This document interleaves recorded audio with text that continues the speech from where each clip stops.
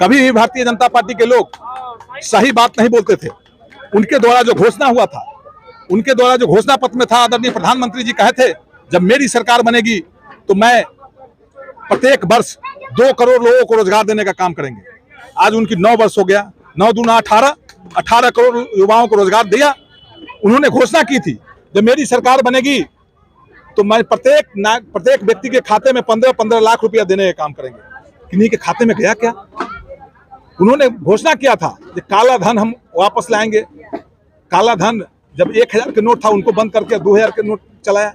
यह कहीं ना कहीं भारतीय जनता पार्टी के लोग, पूंजीपति लोग के मंशा है और पूंजीपति के लोगों के लिए काम करती है। अब 2000 के नोट भी बंदी करने जा रहे हैं और सब लोग अपना रिजर्व कर लिया।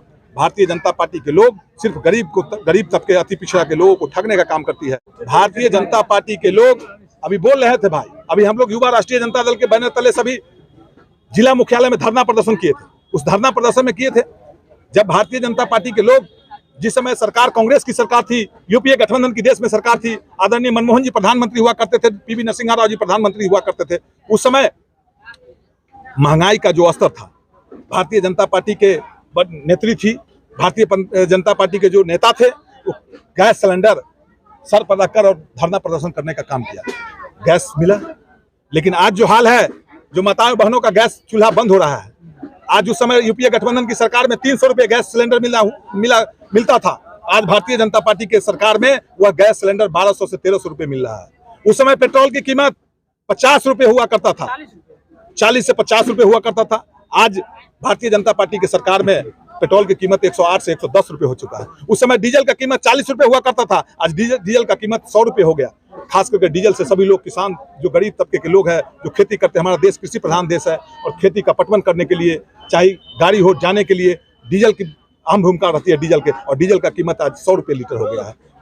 उस समय सीमेंट हो, बालू हो, छड़ हो, सभी सामग्रियों पर, यहाँ तक कि खाने के सामान पर किसी सरकार ने टैक्स नहीं किया था, उस पर टैक्स नहीं लगाया था। लेकिन यह भारतीय जनता पार्टी के लोग, भारतीय जनता पार्टी के प्रधानमंत्री जी आटा, चावल, गेहूं, जो खाद्य पदार्थ है, जो खाने पीने के सामान है, उस पर भी जीएसटी लगाया और उन्होंने उस पर भी लगाकर गरीब जनता का शोषण करने का काम कर रही है। गरीबों के बीच में जाकर भ्रामक फैलाने का काम करती है भारतीय जनता पार्टी के लोगों। मैं सभी लोग से आग्रह करता हूं, भारतीय जनता पार्टी के जो एजेंडा है, संविधान, बाबा साहब के लिखे हुए संविधान को खत्म करना चाहती है। आज सभी लोग मंच पर बैठे हुए थे, बाबा साहब के संविधान के आधार पर हम लोग आज प्रमुख है, मुखिया है, विधायक है, मंत्री है। बाबा साहब के संविधान में जो अधिकार मिला, उसी अधिकार के बल पर हम लोग सभी लोग हैं यहाँ पर खड़े हुए हैं। लेकिन भारतीय जनता पार्टी के लोग एक प्रिंट मीडिया के माध्यम से आया है, उनके निजी सलाहकार है, उनके यहाँ से आया है जो संविधान में संशोधन की जरूरत है। संशोधन की क्या जरूरी है?